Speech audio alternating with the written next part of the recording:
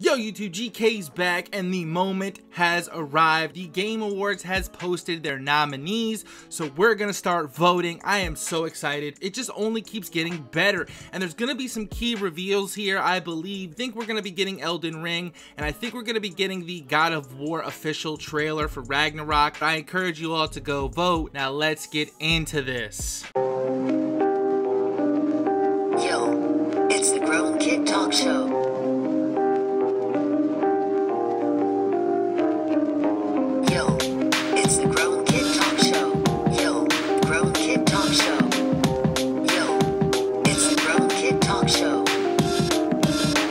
How are the nominees selected for the Game Awards? Nominees for most categories of the Game Awards are chosen by an international jury of over 95 global media and influencer outlets. Why do they use this jury? Because of the size of gaming. It's just global and there's so many titles.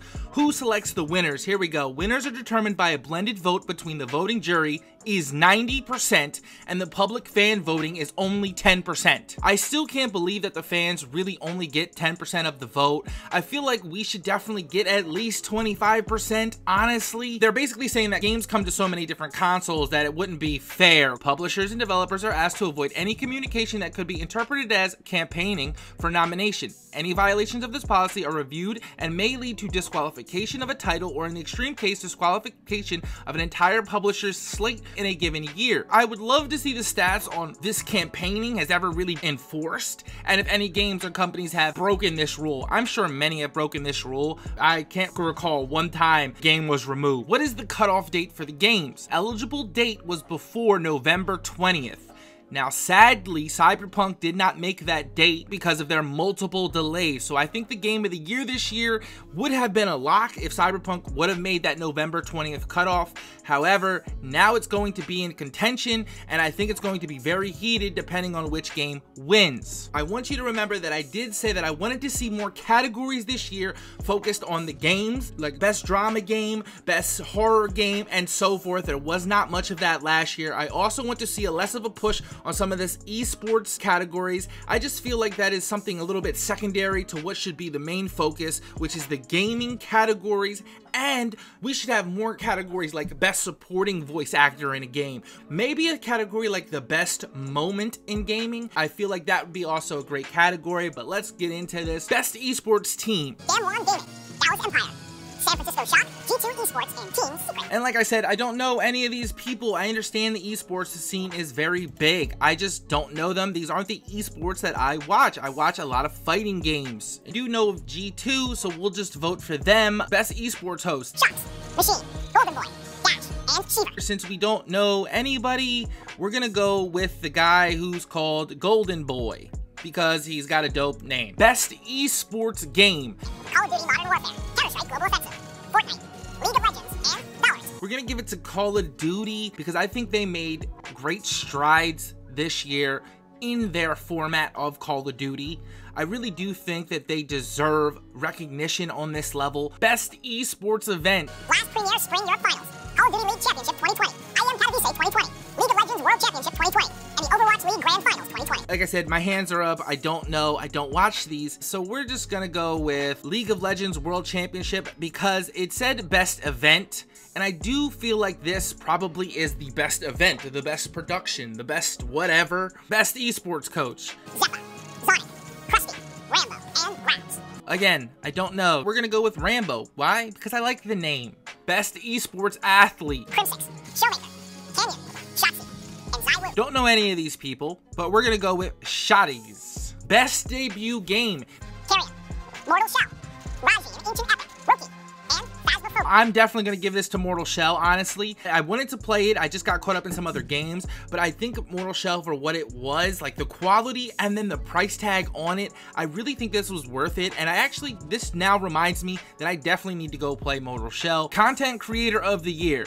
Alana Pierce, J.N. Lopez, Nick Merckx, Tim the Tatman, and Valkyrie. Now, I featured Alana Pierce. She's an ex-IGN writer because what she said about the 10 out of 10 reviews, mainly about The Last of Us, I really liked that content from her. Now, Valkyrie is fucking cute as hell, but honestly, we're gonna go with Alana Pierce. She deserves it. Best multiplayer game. Animal Crossing New Horizons, Among Us, Call of Duty Warzone, Fall Guys, and Valorant. Among Us hasn't been popping that long, so I am surprised that it made this list. The best multiplayer game is probably Call of Duty Warzone. Call of Duty has taken this year, and Call of Duty's again back on the rise. They had a best esports category, and now they have a best sports/racing game category. Dirt 5, F1 2020, FIFA 21, NBA 2K21, and Tony Hawk's Pro Skater 1 and 2. I don't like the combination of categories. It's not that hard. It really isn't that much work. Cut some of those bullshit esports categories that you put at the bottom of the list because no one really wants to vote for them anyway, because no one even knows who they are.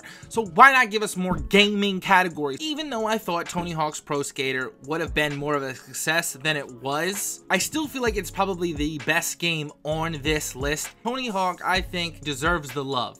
Honestly. Sim/strategy game. Crusader Kings 3, Desperados 3, Gears Tactics, Microsoft Flight Simulator, and XCOM Chimera Squad. Sim and strategy, they sometimes go hand in hand, not all the time. Microsoft Flight Simulator.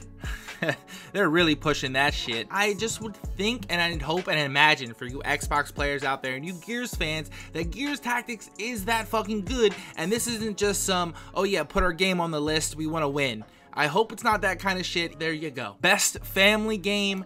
Animal Crossing New Horizons, Crash 4, It's About Time, Fall Guys, Mario Kart Live Home Circuit, Minecraft Dungeons, and Paper Mario, The Origami King. Now, when I hear family game, I hear a game that everyone's gonna sit down and play together, meaning there's more than one controller, and none of those games on this list really scream that to me. I'm going to pick a Mario Kart Live Racing. Why? Because that is a family activity you're going to do together, and it's gonna promote that family idea in gaming. And what they're doing, not to mention, is very fucking creative. So we're gonna go with Mario Kart. Best fighting game. Grand Blue Fantasy versus Mortal Kombat 11 Ultimate, Street Fighter 5 Champion Edition, One Punch Man, a hero nobody knows, and Under Night in Birth, EXE Late Clear. Nothing here compares to the Mortal Kombat. Easy choice to me. I get it. Maybe not the best Mortal Kombat game, but in terms of this list, it has to win, I would think, considering the fact that they also have been adding content to it. Best role-playing game. Final Fantasy VII Remake, Genshin Impact, Persona 5 Royal, Wasteland 3, and Yakuza Like a Dragon. Persona 5 Royal, no thank, that's a money grab. That's easily going to go to Final Fantasy VII. I mean, Genshin Impact is great. If it was best free to play, that may win, but Final Fantasy VII Remake was fucking great because they totally remade the game, reimagining the work and effort it goes into doing that. Fucking phenomenal. Final Fantasy VII Remake is getting that vote. It is one of the best RPGs out today. Best action adventure game. Assassin's Creed Valhalla, Ghost of Tsushima, Marvel's Spider-Man, Miles Morales, Ori and the Will of the Wisps, Star Wars Jedi Fallen Order, and The Last of Us Part 2.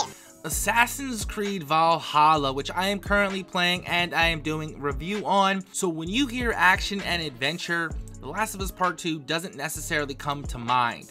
You do think Spider-Man, Assassin's Creed Valhalla, and Ghost, I will actually give that to Ghost of Tsushima. Ghost of Tsushima was that game, is that game, and I'll be surprised to find a game that could beat this in any category.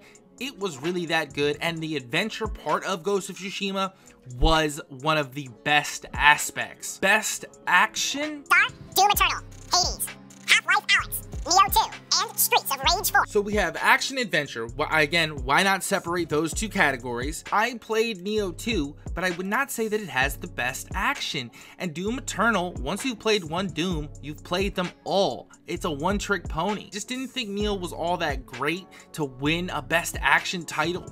But in terms of the choices I have here, I feel like it has to go to Neo 2. That's arguably the best game on this list. It's not that I hated the game. I'm just surprised at the category itself. Innovation in accessibility. Assassin's Creed Valhalla, Grounded, Hyperdot, The Last of Us Part 2, and Watch Dogs Legion.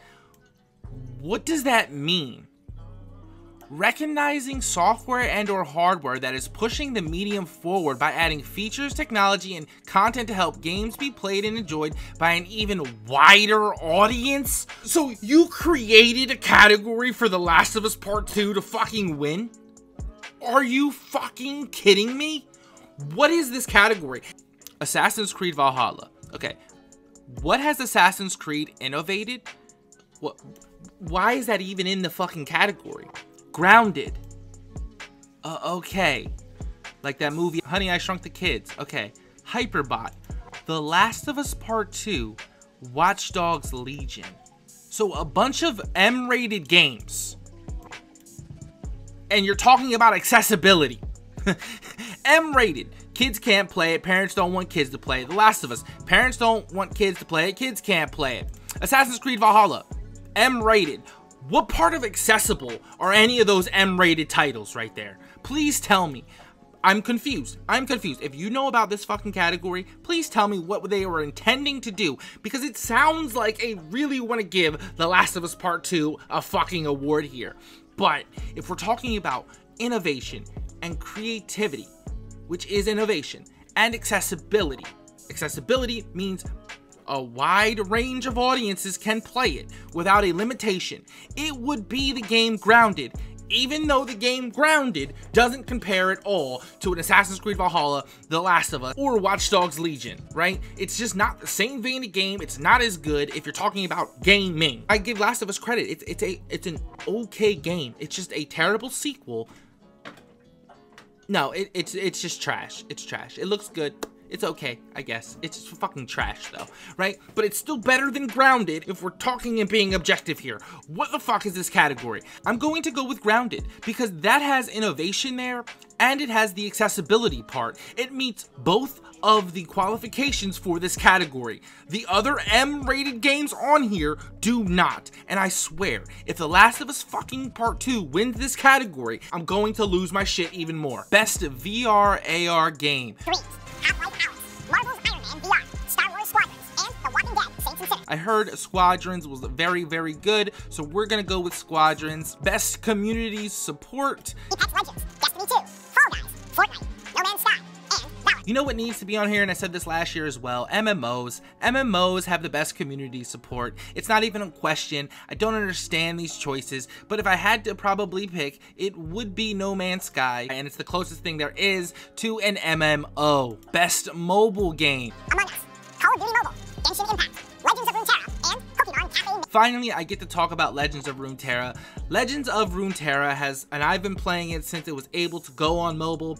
It has really lost its way. I think the game is catering to a very select few of its audiences, and I really don't like the state of the game it is in right now.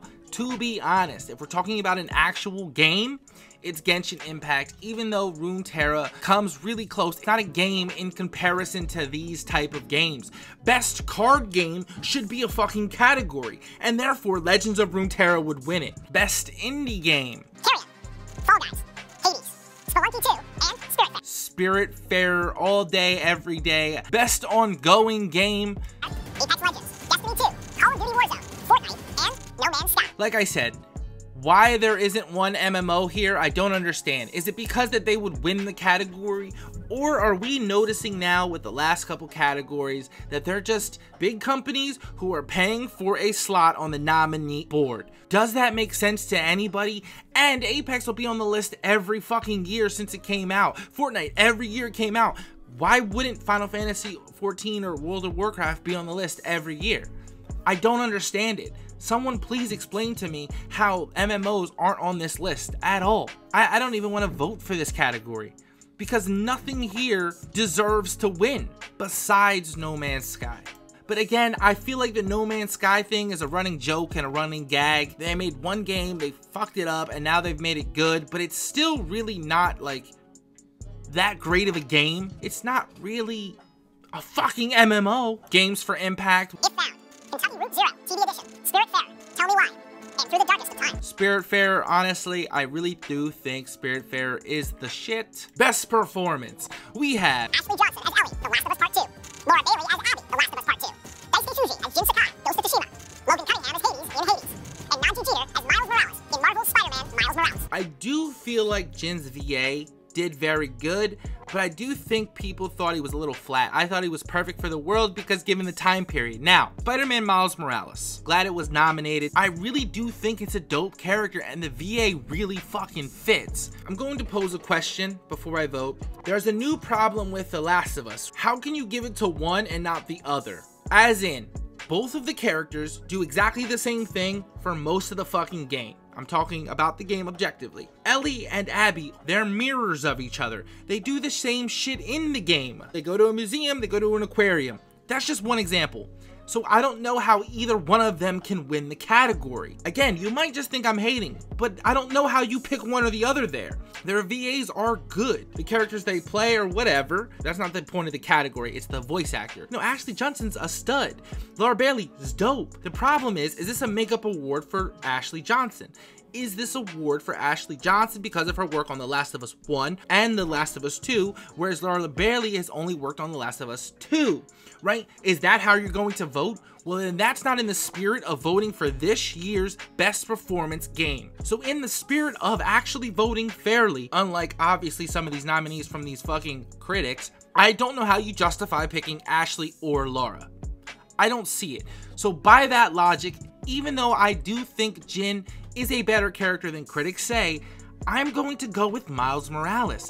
I do believe that the character itself is more innovative and more impactful of a performance than the case you can make for picking either Ellie or Abby. I won't feel good about picking either one because they're both the same. I have to go with Spider-Man Miles Morales here. Best audio design. Doom Eternal, HalfLife Alyx, Ghost of Tsushima, Resident Evil 3, and The Last of Us Part 2. Well, this is fucking easy. That's going to Ghost of Tsushima. It's not even a question. Yeah, The Last of Us 2 had great music, let me not get it confused, but they didn't play the music enough. Ghost of Tsushima will have your ears literally coming from the fucking music. Best score and music. Doom Eternal, composed by Nick Gordon. Final Fantasy VII Remake, composed by Nobuo Uematsu, Masashi Hamauzu, and Mitsuko Suzuki. Hades, composed by Darren Korb. Ori and the Will of Wisps, composed by Gareth Coker. And The Last of Us Part 2, composed by Gustavo Santaolalla. Additional music by Matt Quay. Again, you guys want to call it Last of Us hate, call it what you want. I'm going to pose a question again. Do you know a theme from The Last of Us Part 2 like you know Sephiroth's fucking theme from Final Fantasy VII? No, you don't. And you'd be lying to yourself if you said yes to that question. Be real. The Final Fantasy VII Remake has better score and music. It just does. And why it does is because the score and music fits the game's world. The world of the game is allowed to have and play with score and music. The Last of Us world itself, outside of the guitar, music plays no role. It doesn't have a purpose.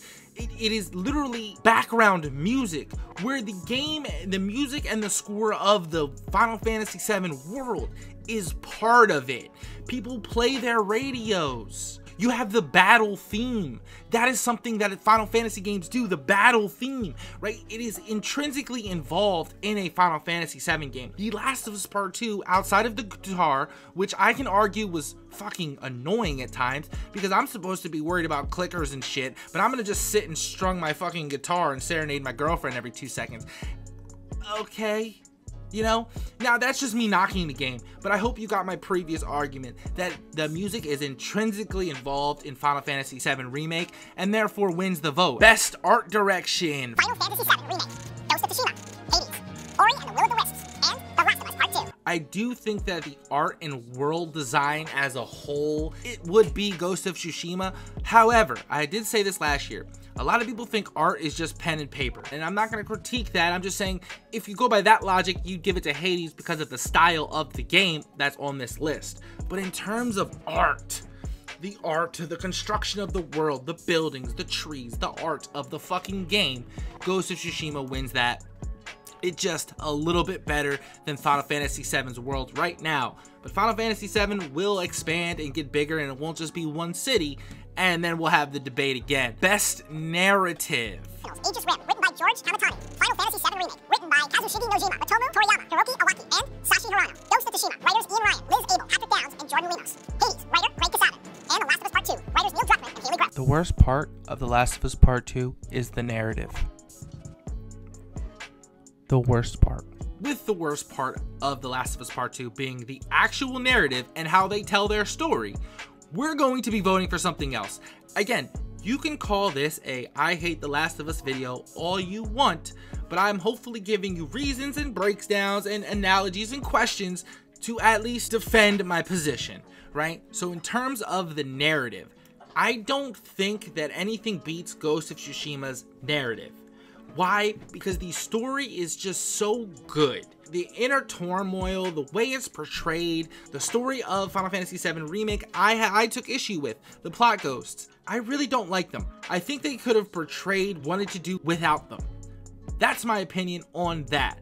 You know, that's why the game isn't as great to me. I wanted it to be, even though I'm leaving room for improvement. And the worst part of The Last of Us Part 2 is the fucking narrative. Another one of those, I don't think you can justify picking something else, because if you can honestly explain the plot ghost and explain the story of The Last of Us Part 2 and be like, oh yeah, that's really fucking good. Oh, that's really clever. I really think you're lying to yourself. Best game direction. Final Fantasy VII Remake from Square Enix. Ghost of Tsushima from Sucker Punch Productions. Hades from Supergiant Games. HalfLife Alyx from Valve. And The Last of Us Part 2 from Naughty Dog. Remaking the Final Fantasy VII game took a shit ton of direction. It took a shit ton of foresight, and even though I disagree with the plot ghosts, I understand their purpose, I know what they do, and I get it. I'm just saying that that took a lot of direction to do. Another problem with The Last of Us Part 2 is that it lacked real direction. Real, meaningful direction. The Last of Us Part 2 was just a hogposh of cutscenes and flashbacks and shock value. It wasn't directed. There was no path. If anything, it's an example of oblong paths, forks in the road, you know, parallel stories. It wasn't a direction. That's not what The Last of Us 2 was. It took a chance on that direction, the directions it went, but it didn't succeed at that. We can give credit for the effort, but we can't reward for failing. Final Fantasy VII Remake does have the direction. You could call it linear if you want. That's okay. But linear does not mean bad. In the case of Final Fantasy 13, it does. But not in the case of Final Fantasy VII Remake. Game of the year, we have arrived. We have arrived. We have arrived. Doom Eternal, what the fuck are you doing here? Final Fantasy VII Remake, I'm glad you made the nominee. Ghost of Tsushima, you should be here. Hades, I don't know what the fuck you're doing here. Animal Crossing, New Horizons, I definitely don't know what the fuck you're doing here. And The Last of Us Part 2, we all know why you're here, because Naughty Dog paid for you to be here. Now, even though I said that Cyberpunk would beat out Ghost of Tsushima for Game of the Year, Cyberpunk didn't make this list. If it did, it'd be no question that Cyberpunk would probably win. I made a video on why Final Fantasy VII can't win Game of the Year. Well, I was going to make a video on why The Last of Us Part 2 shouldn't and can't win Game of the Year. The only choice for Game of the Year this year, logically to me, in my opinion, which has been this whole video, Ghost of Tsushima. It was fantastic. I don't care what some of the other critics said about it. They played this before. I want you to know that those same critics who said we've played this before, they are not saying that about Assassin's Creed Valhalla. Now let's talk about why this may not happen. For one, critics loved The Last of Us Part 2. They sucked off that game's no dick having ass like you wouldn't believe.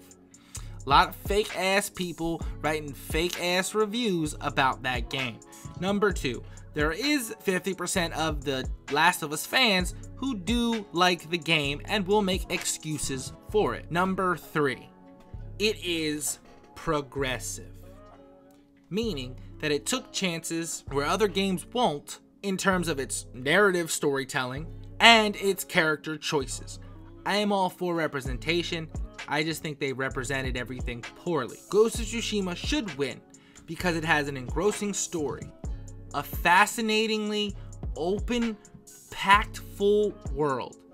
It has characters who you will start to adore, and sad moments. Great music that you'll just love to hear while you're roaming. And by the way, it now has multiplayer. A game that nobody thought that would have multiplayer has multiplayer before The Last of Us Part 2, which came out and said that it would have multiplayer. That is a game of the year. A game of the year says what it's going to do, does it, and then exceeds our expectations.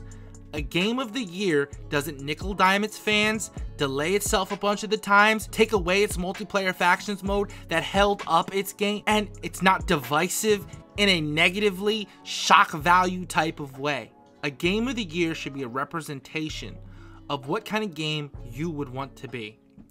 I don't believe many people besides Dr. Uckman, the most pretentious prick in all of gaming, is what other developers want to be.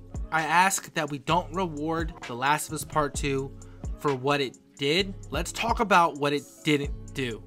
Ghost of Tsushima is the game of the year. I know I talk a lot, I know I ramble, I fucking ranted. I'm the grown kid, and I catch you back in another video.